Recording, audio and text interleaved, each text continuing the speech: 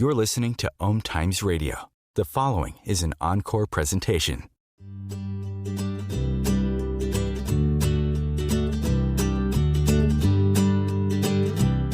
Welcome to Joy of Business with host Simone Milasas, a dynamic business leader with a difference.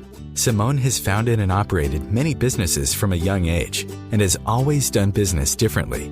Today, Simone is the worldwide coordinator of Access Consciousness and travels the world presenting Joy of Business programs using access tools and empowering people to know that they can create business in a different way and make money doing it. Simone Milasas, weekly on OMTimes Radio. Hi everybody, welcome to Joy of Business, and you're with your host Simone Milasas, all the way in the Sunshine Coast, Peregian Beach, Australia.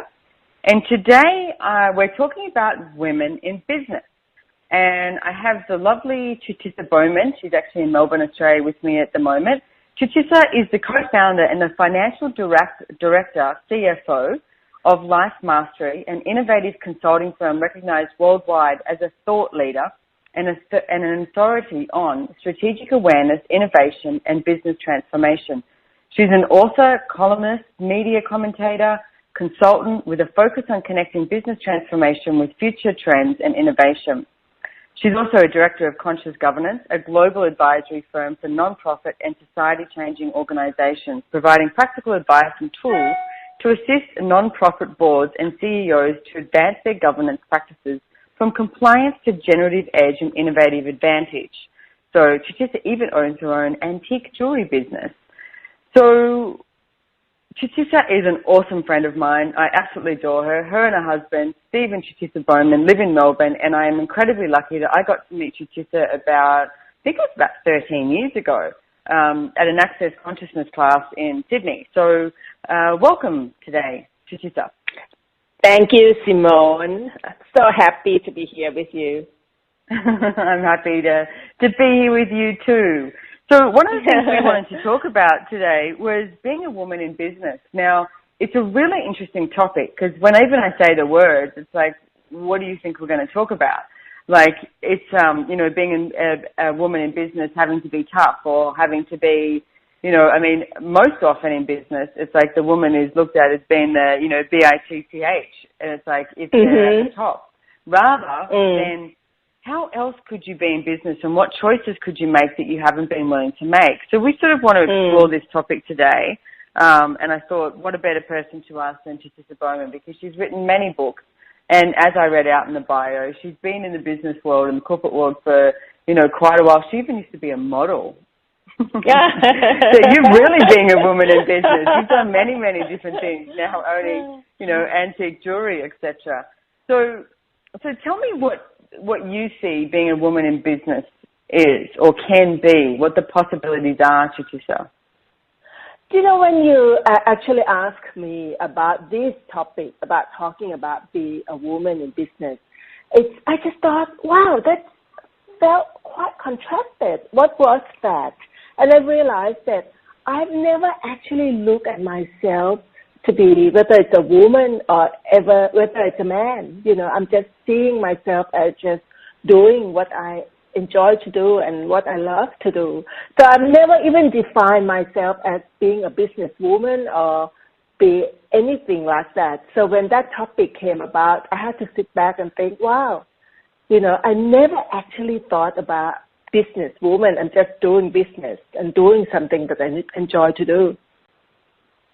Yeah, no, look, I'm the same. And I think that you and I have the same, I think we both have the joy of business blood running through our veins. So to us, it's just about creating.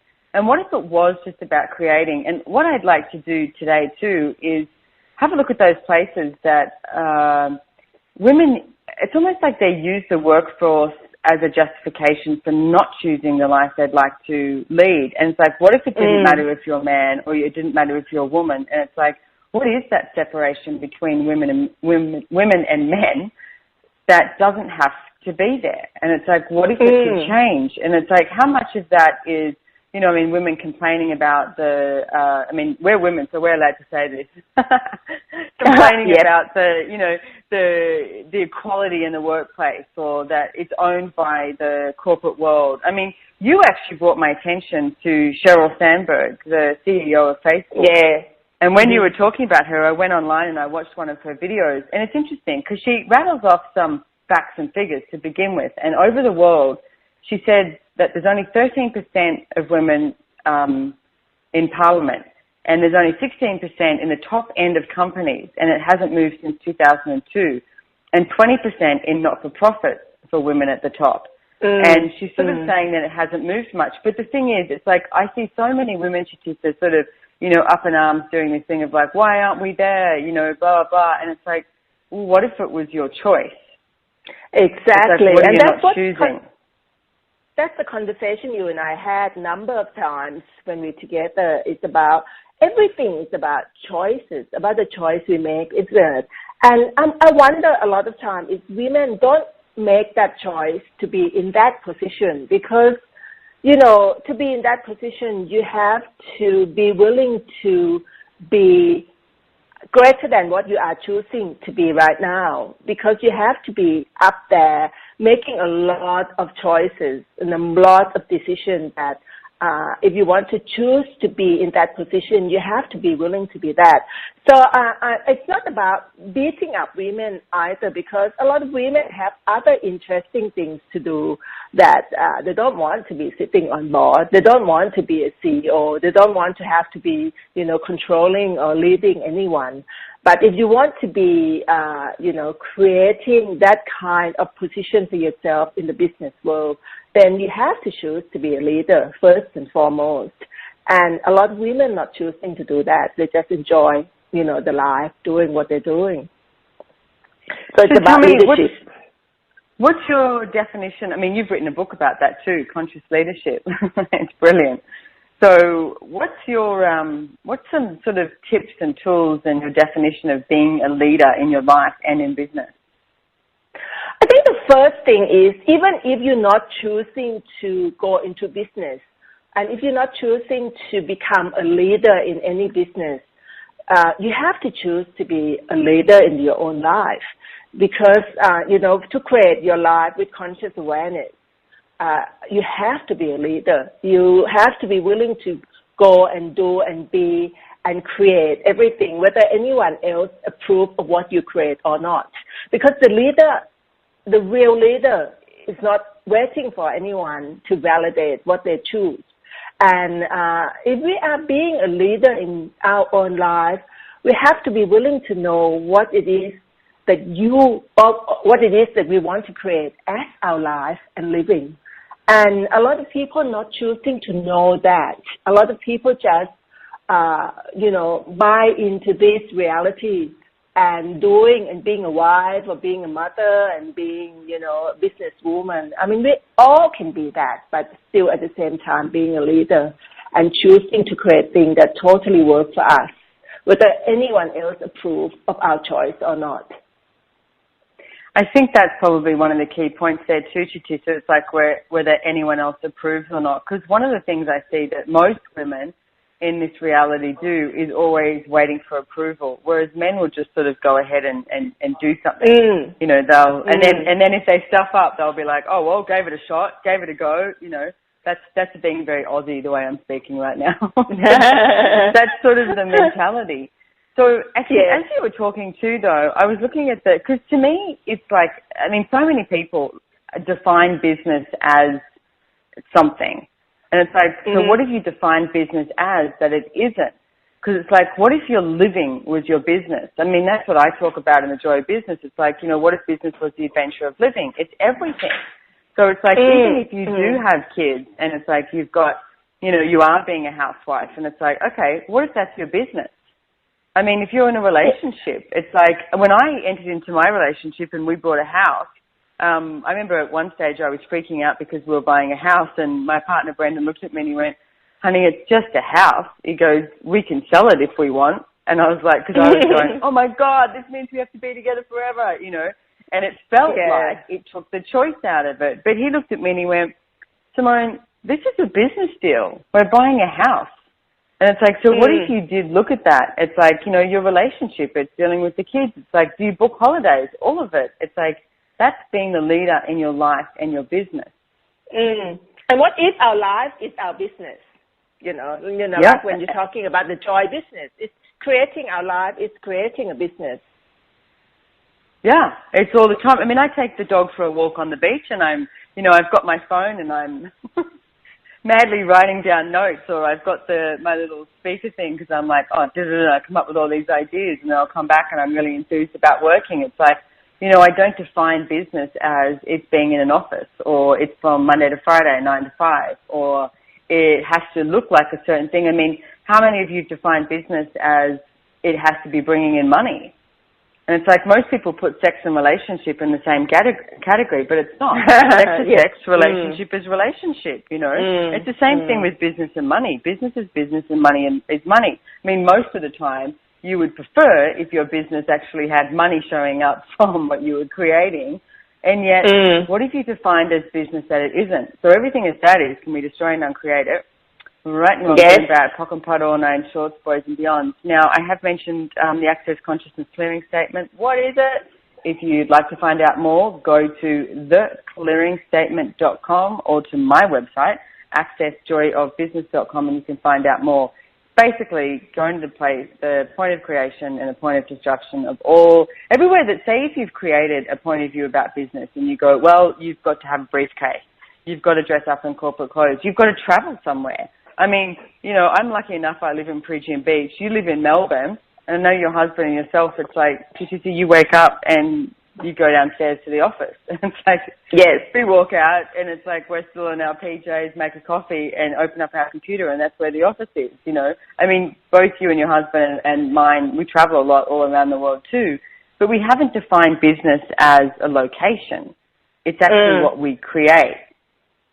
And at the same time, both of us, you and I, create so many different businesses, like I have about 4 that I'm doing at the moment. One with Sheldon, one and doing share trading and investment also business, and the jewelry business and the business that I'm running with Steve. So, for someone who don't see business as a common business, I'm doing 4. That's funny, isn't it? So, and it's like, but it's possible. And it's like, I hear, so if you're out there and you're listening and you're thinking, well, I've got kids, I've got this, I can't do it. And it's like, what if you just gave it a shot? Because the thing is, it doesn't have to be definitive of a timeline either. It's like, what if these businesses you just started? And it's like, if you just start them and it's like, and then you ask each day, ask a question, what else do I have to add to this business? And it's like, does this business require anything of me today? And you can start to notice when something shows up. It's like you have all these ideas. What if now is the time to put them into fruition? So we're going to be heading off to a break in a second. So you're with Chutisa Bowman and Simone Milasas on being a woman in business. What if it was fun? So we'll speak to you soon. Thanks for joining us.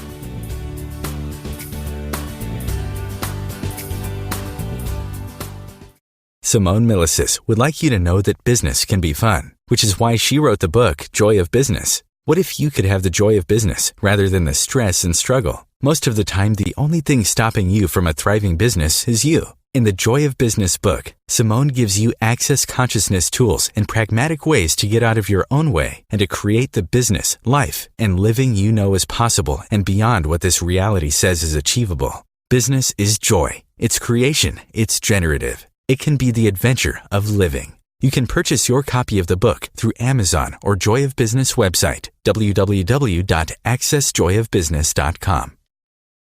Host your show on IOM-FM, the radio network of OMTimes Media, one of the more recognized brand names in the conscious community, and is backed by the extensive marketing reach of OMTimes. Hosting a show on IOM-FM immediately connects you with our extensive dedicated community. Circle of Hearts Radio is a sanctuary on the airwaves. Join me, Grandmother Elia, in the circle on Sunday, 2 p.m. Eastern as I share information to both enlighten and nourish your soul.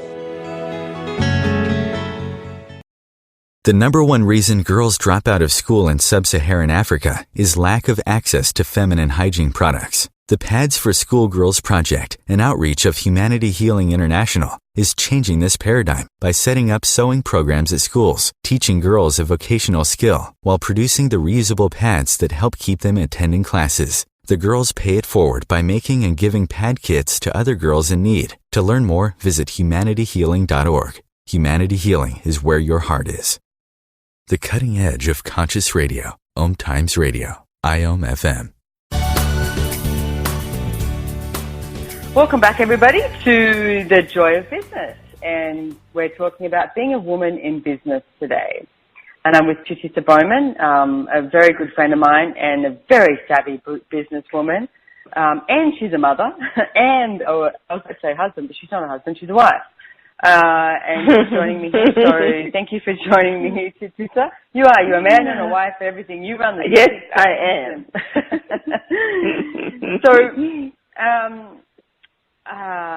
So what else do you see that women could be choosing, Chutisa, in the workforce or with their lives that you see as like a running theme that maybe they're not? It's like, what tools do you have that we could offer here?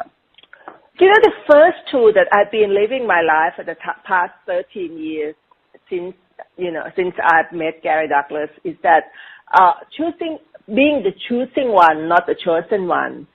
And, you know, like a lot of people tend to want to be a chosen one. And for me, I prefer to be a choosing one and not waiting for anyone else to choose me. So that's the first tool that I'm really, really recommend that for. Can you give an example? Any example? Well, a lot of women complain about how, you know, they don't, the glass ceiling, that's the first thing. You know, there's such a big myth about there's a glass ceiling out there. I mean, what if there's no such thing as a glass ceiling? What if we can just choose to be, do, have, create, and generate everything we want? If we function from that place that we are a creator of our business and our life, and we can choose to create it any way we like to have, then we are a choosing one. But a lot of people think, oh, I'm going to sit here and wait to be promoted, wait to get someone to come and choose us because we are valuable. And that is a chosen one. And a lot of people happy to be a chosen one because it's like being validated for who they really are. But the key point here is, first, you have to value who you are and choosing to be the leader and value what you have to offer. Then you are choosing what you want to do. But if you don't value who you are and you expect other people to value you, then you become a chosen one. Does that make sense? So a little bit like the sort of person who actually walks in the office and goes, you know what, I'd like a pay rise, or actually creating a business. It's like coming up with an idea. And I think when you step into creating it, it's like that's when you're actually choosing it. You know, there was a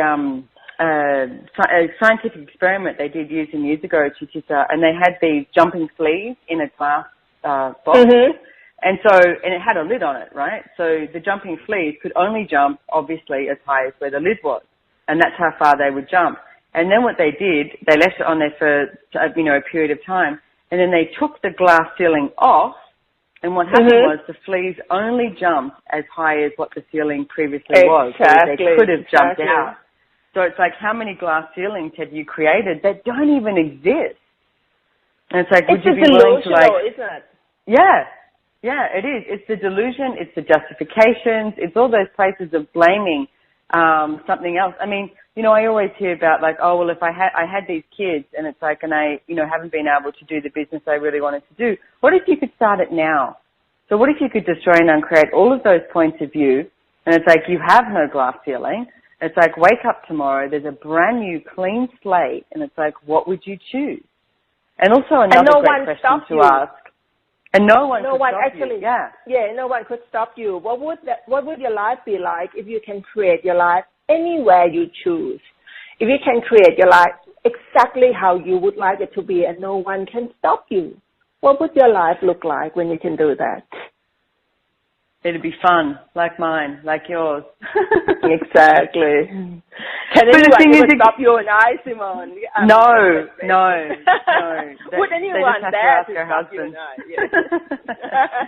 No, but it's like, come and play. And it's like, what if your life could be way bigger? And it's like, what if you decided being a woman in business is? It's like, do you have to have a degree? And it's like, how many years of college are you meant to have gone to? Or how many years of experience? Or were you meant to stay in the workplace forever and ever? And it's like, and not leave and come back. And it's like, or what does it mean working for someone, or does it mean creating your own business? Does it mean, as we mentioned at the beginning, being like a bully? Or it's like, what if you could actually create, being a woman in business, what if you could manipulate a lot more? And it's like, what if you could have fun with it?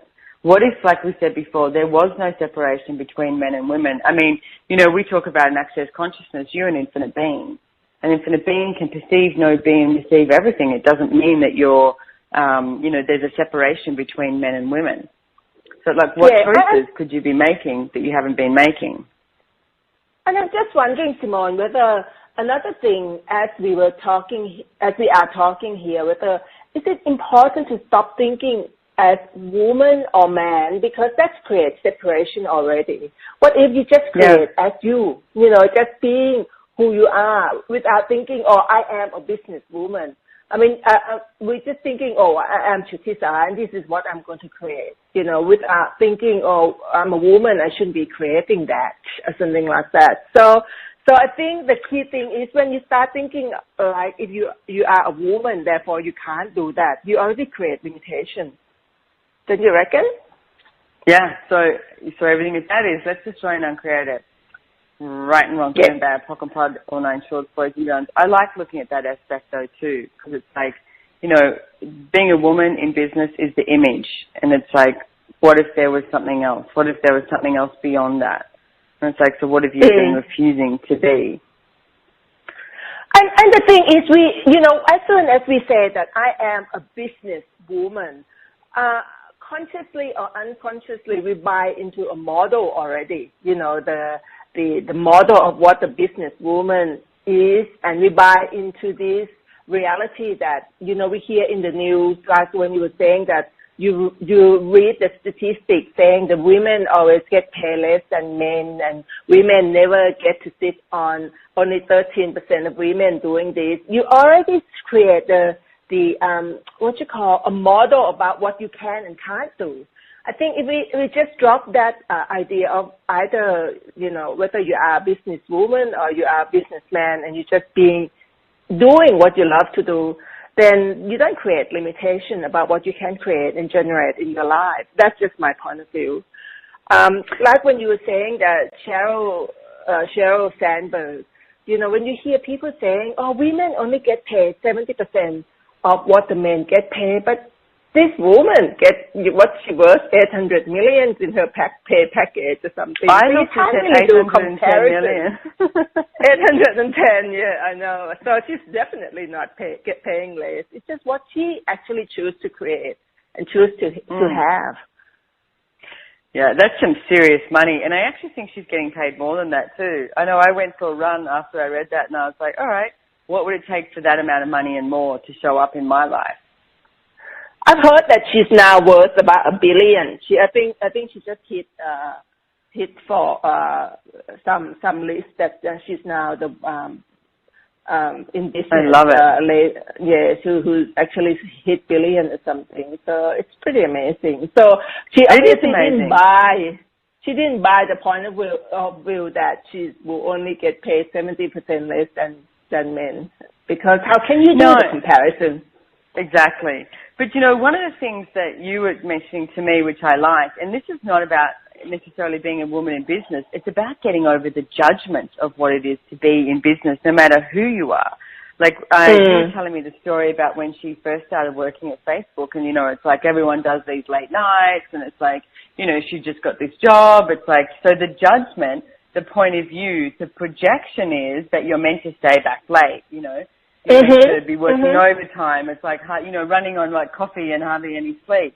And she said the first time that she left at 5 o'clock, it was sort of like overcoming the fear of being judged. And it's like, so how many of us don't choose what we would really like to choose as our life and as our business and the way we would like to work? And it's like we don't choose that based on the fear of being judged. It's like even, exactly. I mean, my partner was saying to me today, because I really like my ducks in a row, very much. Like I like to have everything, you know, I like to have my I's dotted and my T's crossed and know where everything is. And Brendan, my partner, doesn't.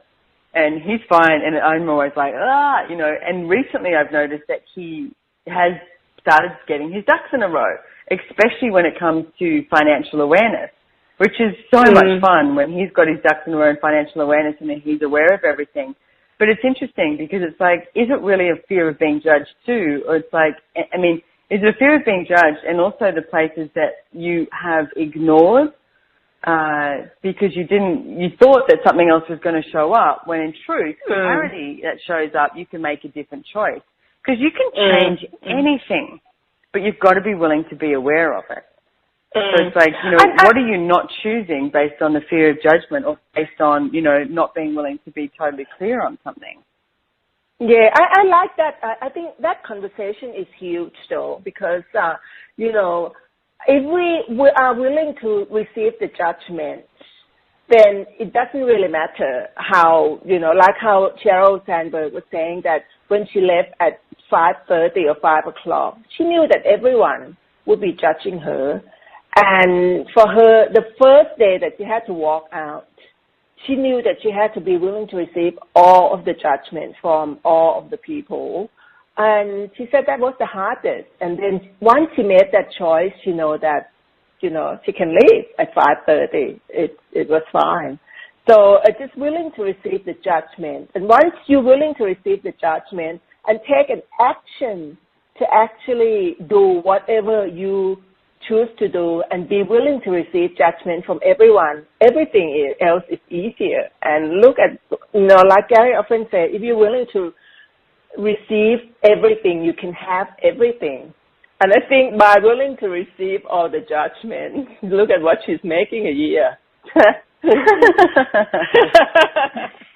Yeah. Well, also, if that goes back to the choosing and chosen, I mean, she's choosing that position. It's not like she's not being chosen to be the CEO and then being directed and owned for what to do. It's like, you know, do you own your work or does your work own you? And it's like, that's when I think people start to use business as a distractor rather than something that I think is incredibly creative. I know you think it's incredibly creative as well. So what if you could use business as something to create? That's a big thing. So let's talk about it when we go back to, okay. We're gonna head to a break and then we'll keep people just waited and baited for what you're about to say for the next one. So thanks for joining us.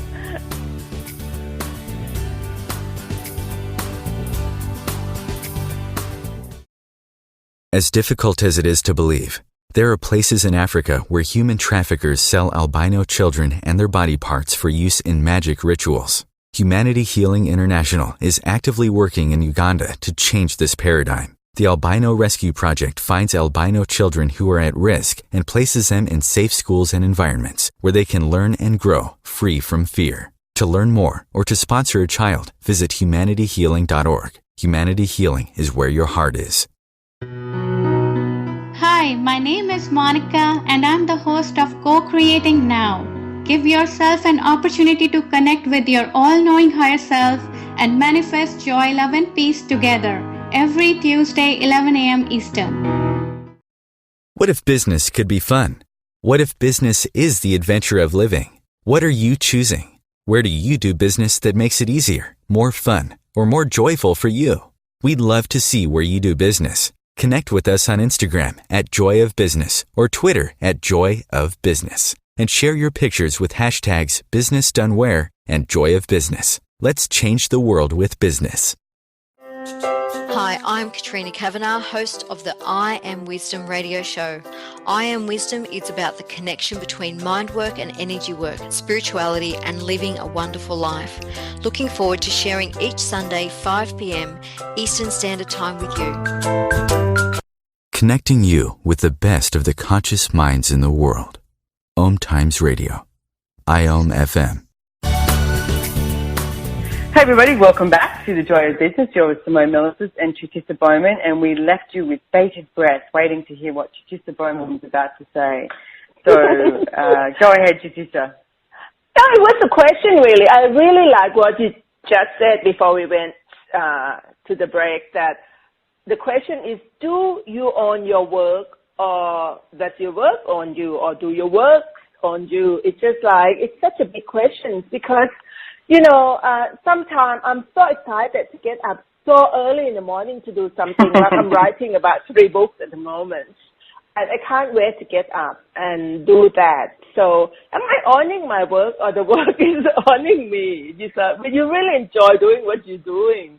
It's just it's like a gifting and receiving simultaneously. Hello? Yeah, no, I think, look, I read something I was Googling you, Chutisa. Googling me. I was Googling you. And I love the article there that's got a day in the life of, and it's like, I get the energy when it says about 5 a.m., wake up early to catch the last 2 hours of New York Stock Exchange trading period, you know, and it's because you're a financial director of the company. And it's like, so, and you've made, I mean, this was years ago. I remember Gary having a conversation with you saying, what if you were the CFO of your life? You know, CFO. Yes. And so you started playing with it though. And it's like, that's the thing that I noticed. It's like, I mean, it says here, you know, you're responsible for implementing and investing strategy and managing the portfolio trading activities. But I don't see it as this responsibility that has sort of the judgment that goes with it. It's like, when you talk about it, I mean, it's such a play energy. And it's like, to me, that's not being owned by the business. It's not being owned by the stock exchange. It's like, how do I play with this, and how do I create something greater than? Because that's what you're always looking at, is how do we create something greater than? I think it's just being able to do everything just for the fun of it.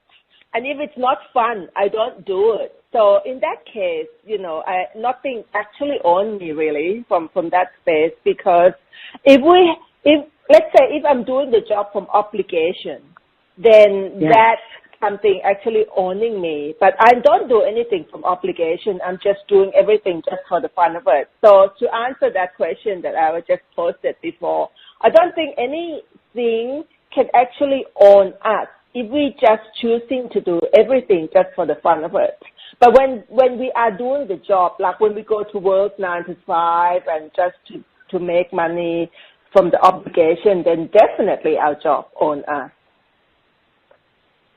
Yeah, and it's like, that's an interesting thing to look at too, the difference between necessity and choice. Because like, if you're doing any work based on necessity, it's like, then you'll take the creative aspect, you'll take the future possibilities that are available to you out of it when you're doing it from necessity. When you create, you work, you know, your job, your business, whatever it is, from choice, and it's like, even look at the energy of it, it allows so much more to show up. And I can hear people saying, oh, well, you can say that because the two of us are running our own business and have more variety of choices than most people, but we created that. You know, we couldn't buy in of necessity of having to make certain amount of money and have to do the certain things. So I can sense that people say, but I have to work, I have to be going to report to my boss and all these sort of things. It comes from the no choice. So what if there's no such thing as a no choice, or something that obligation and necessity to do things, but just, if it's not fun, choose something else. Yeah. And you know, it's funny you saying that too, because it's like, what could you create different in the workplace? I mean, we've got a personal assistant. I've got staff with Joy Business. We've got staff all over the world with Access Consciousness. And not one person that I work with do I stipulate the hours that they must work. And I mean, it's funny, it's Sunday here at the moment. We are doing a pre-record because at the moment, Chutisa and I are in India. When you listen to this, we're in India, up in Jaipur, at a 7-day event with Access Consciousness, so we had to pre-record this. But one of the things is, like, I mean, I emailed texted my PA this morning, and I was like, hey, can you do this, you know, and she's like, sure, I'll have it there in the afternoon. And it's like, it's Sunday. And it's like, I never think of Sunday as Sunday. And it's like, but we allow everybody that works with us, not for us, with us, to actually choose when they work. And it's like, which makes a much happier workplace. Much more fun. And require you to be a true leader. It's not that, like, you're willing to let your people do what they can do best, and you have the trust and honor and respect for all the people to do what they do best, and you hire people for their capacity and their awareness and their ability to deliver.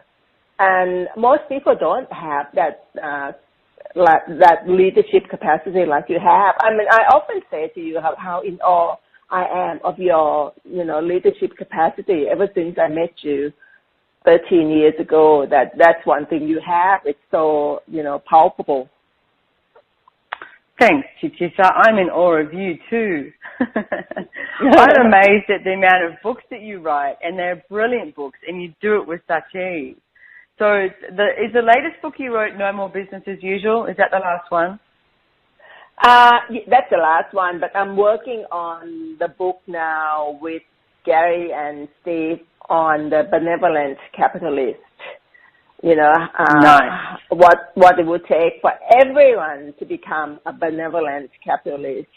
The book is about getting people to see that no matter who you are, whether you are a single mother or a housewife, you all can become a benevolent capitalist.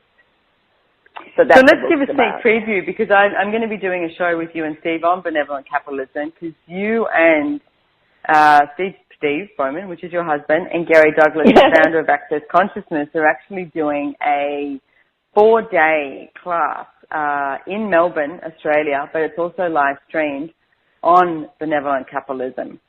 So, which is going to be a lot of fun. I'm super excited about it. So what's your definition of benevolent capitalism, just so we can give that to the listeners now, give them a taste? It's about money at all. When I first talk about become a benevolent capitalist, people immediately go into, making money and, share trading and investing and doing all those things. No, it's about to create a sustainable future and sustainable reality for the world. So if everyone chooses to be a benevolent capitalist, then we'll make a choice to create different world for us and for everyone concerned. So it's a funny term that creates a lot of confusion and the question marks in people's universe. They immediately go into, they're talking about how to make more money. That's not what we're talking about at all. It's about how to create phenomenon world and phenomenon of money, phenomenon of being. So benevolent capitalist is about phenomenon of being, really, how to use the money and how to use everything to create different possibilities. It's about maximizing possibilities, not about just making money. Nice. But money can show up as a result of this. Absolutely. Benevolent capitalists willing to receive money. But benevolent capitalists know how to use money to create different possibilities. Because once you become, exuberant wealth and multi-billionaires, you have to be able to use money to create different possibilities. Otherwise, why do you want to have money? When you have more than you can even spend, what would you do with that money? It's a really good question. So how important do you think it is that people actually look at what they would choose to do with their money if they are making lots? Like, if that's a target to make lots of money, or do you think people avoid that so that they don't have to make money? Well, people wish that they can have a lot of money. And really, when people wishing to have a lot of money, when you look at it and you ask them, why do you wish to have a lot of money? They tend to go right into having a comfortable and secure life, really. They want security and they want comfort. what would it be like if you have the capacity to create obscene amount of money and have the capacity to use that obscene amount of money to create different possibilities, to create, sustainable future and reality for the world? That feels more expensive for me than just create a lot of money just so we can have another car or just traveling or just, buy another outfit or something. I mean, we do all that too. I mean, that's fun. I won't negate the fact that I still enjoy doing that. But if you choose to be benevolent capitalist, you have to be willing to have capacity to generate, money and capacity to generate and create with or without money. I think that's the key message here, that it's about creation, ability to create and generate with or without money. Because people tend to think, I can't create anything at the moment because I don't have money. And if you are a benevolent capitalist, you'll be able to create with or without money, whether you have money or not. And the money will be a byproduct of what you create and generate. No, I think that's a really good point. Thank you, Chutisa, for bringing that up, because I do get that it's one of those justifications that people use too. It's like, if I had X amount of money, then I would be able to create this. I mean, I know a woman who's got some products at the moment and she wants to sell them, and she kept saying, if she once she has more money and she has an investment, then she'll be able to create it. And I said, how much money do you need to start this? And she looked, and she hadn't even looked at the figures. She had just put this in a place that was sort of impossible because she had decided she'd never get that amount of money. And when she looked at it, she went, I guess I'd need like $1,000, $10,000, I could do this. And I'm like, okay, so now how do you ask for that money to show up? Well, where does that money come from? It's like, who have you got to speak to? But it's like, you've got to get clear on what it is that you're after. But that is that's great. I love that. Creating with or without money. So it's like not using money or no money as the justification for not doing it.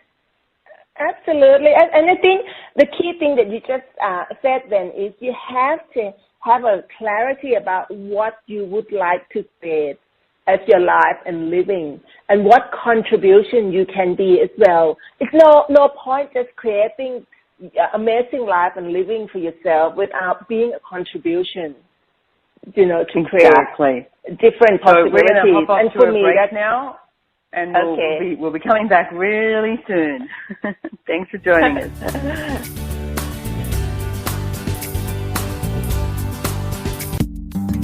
Hi, this is Angela Levesque, host of Entanglement Radio. Join me Wednesdays at 12 p.m. Eastern for inspiring conversations with visionaries in spiritual science and conscious healing. Entanglement Radio, Wednesdays at 12 p.m. Eastern. Transcendent talk for the conscious mind.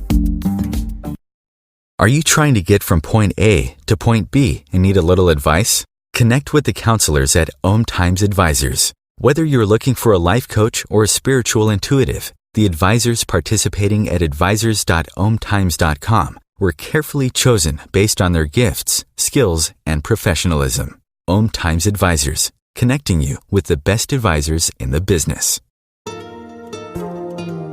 Conscious Parenting Radio Show provides inspiration and resources for loving, empowering, and respecting your children and yourself. Join me, Timothy, every Monday at 7 p.m. Eastern Time as we consciously explore proven ways of living together in happiness, health, and harmony. Host your show on IOM-FM, the radio network of OMTimes Media, one of the more recognized brand names in the conscious community, and is backed by the extensive marketing reach of OMTimes. Hosting a show on IOM-FM immediately connects you with our extensive dedicated community. Your conscious connection to a more mindful world. OMTimes Radio. IOM-FM. Hi everybody, welcome back to The Joy of Business. You're with Simone Milasas, your host. And we're joined today with Chutisa Bowman, and the topic is being a woman in business. And the topic has sort of gone all over the place, which is brilliant, because that's what it's about. It's not about defining what it is to be in business, defining that you're a man or a woman. It's like, what would you like to create? If you had total choice, which you do, guess what? We're giving it to you today. So everywhere that you've decided you don't have choice, well, you just join uncreate it, right and wrong, good and bad, pot all nine shorts, boys and beyond. The next time you find yourself saying, because you hear it all the time, people go, oh, if I only had choice, or yeah, but I didn't have a choice. Just stop for a moment and have a look at it, because you do have choice. Okay? The only difference between you and a homeless person is choice. We choose absolutely every single thing in our lives. So, Chutisa, welcome back. One of the things I wanted to ask you about is you mentioned before, you have 4 or 5 different businesses at the moment. This is in this moment. You work with your husband and you also work with your daughter. And it's so tell me, how did it come about working with your husband? And how does that work for you? Well, Steve and I have been working in our own career, totally opposite career. Steve was the CEO in non-profit, many society-changing organizations, and I was working with the Fortune 500 company. So at the beginning, we didn't think that it was truly possible for us to really, really work together.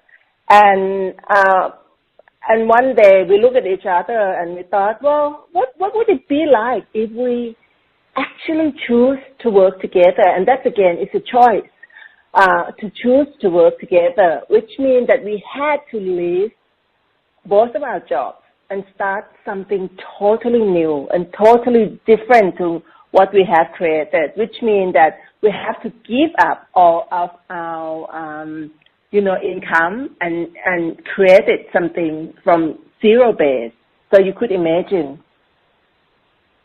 what that was like, Simone, to do that. And also the fact of working together. I mean, there's so many points of view about, husband and wife working together. It's funny because I spend so much time with Brendan, my partner, and there's not very many other couples I know that spend that much time together, and you and Steve do. It's wake up, work, travel together, all of it. And it's but I know I love it, and I know you guys enjoy it. So what were some of we spend too much time together, actually. We spend 24/7 together. We travel together, and when we're at home, at least we have a lot of space. We can have our own office, but when we're in the hotel room, it's, we're there together all the time. So I think when I learned to be in allowance, I think that was the key for actually working. Or you have to learn to get a living room. Most of the time when we travel, we end up getting a hotel room that has, the separate living room. We like to go to bed at different times, so that helps, Yes, so what are some of the hints or tools or anything that you can give away for someone looking to do that same thing?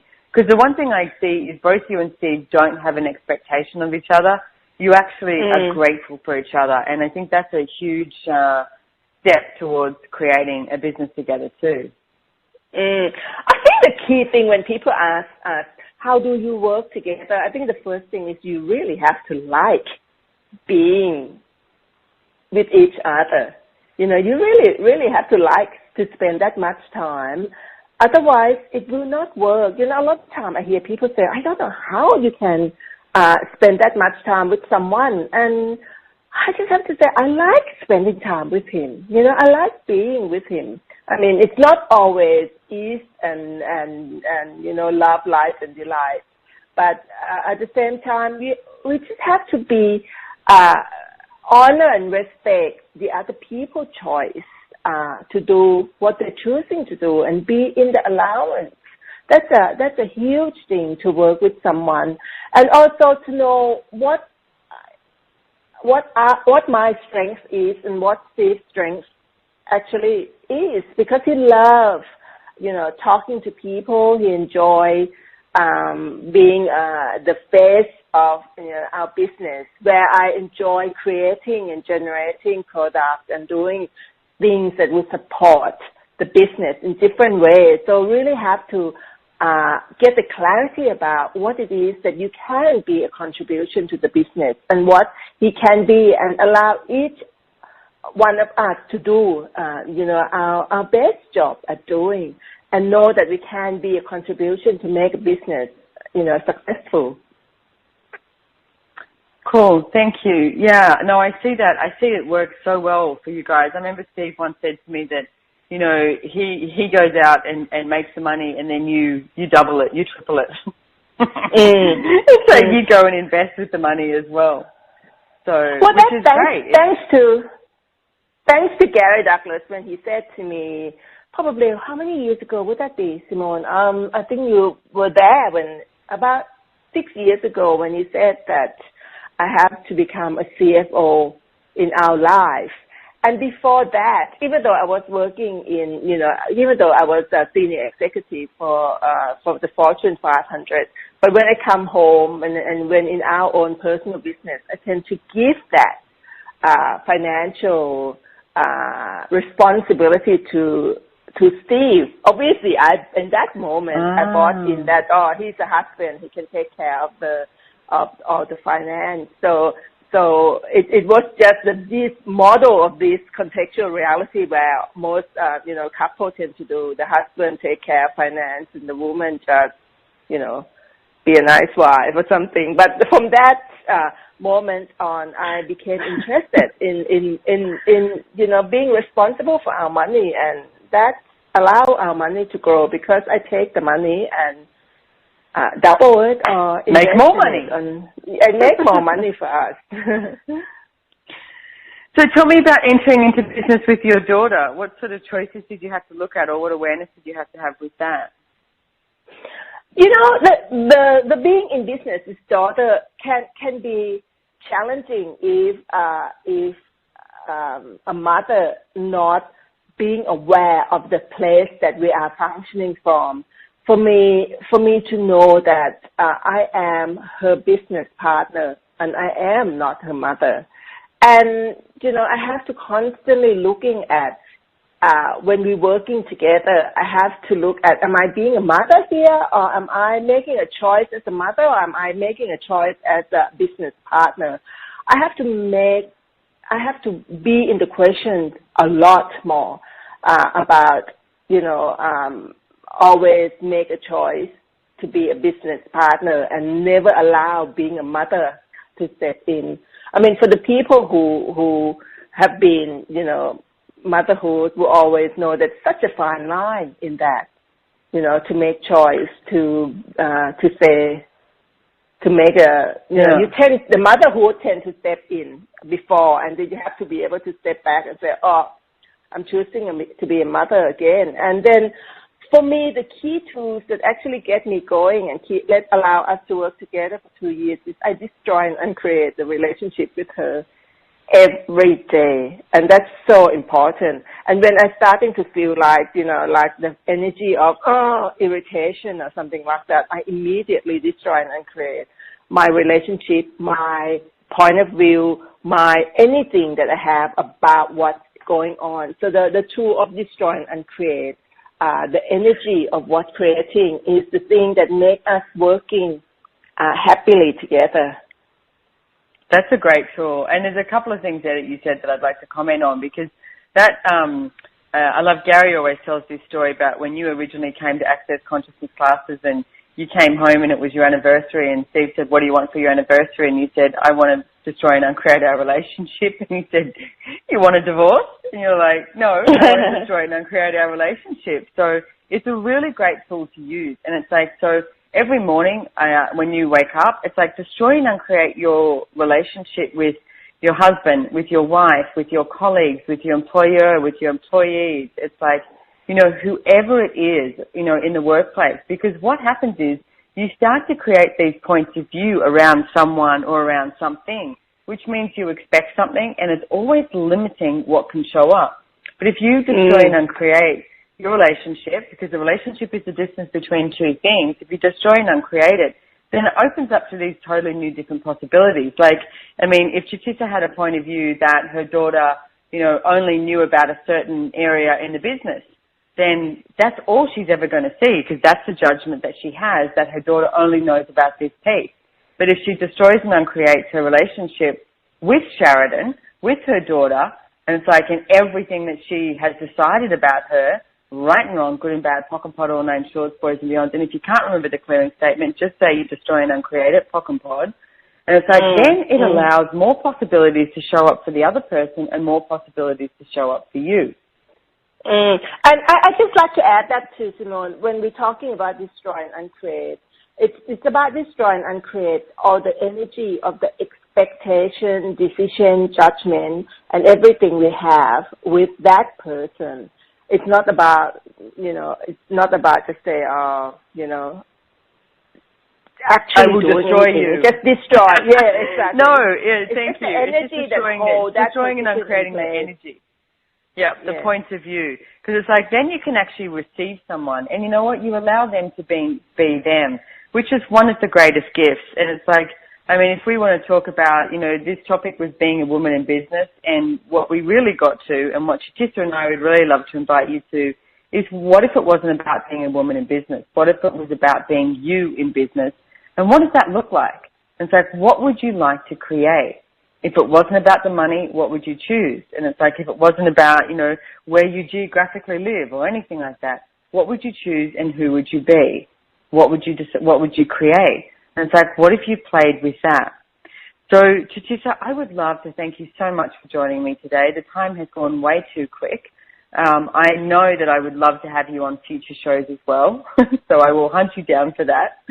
And if people can find you, I think you've got a couple of websites. You've got nomorebusinessasyusual.com. Yes. And on Twitter, you can join up with the Bowmans on Twitter, and it's at the number two, Bowman. Twitter is under Chutisa. If you under Chutisa. Yes. Okay. So look up Chutisa Bowman, and it's Chutisa Bowman. You can look on our website, and you can, catch this show and her details as well. So thank you so much for joining us here, Chutisa. You're awesome. Thank you for having me, Simone. So much fun. Thank you. You're welcome. All right. See you next time. Thanks for listening to OMTimes with Joy Business, Simone Milasas and Chutisa Bowman. Bye.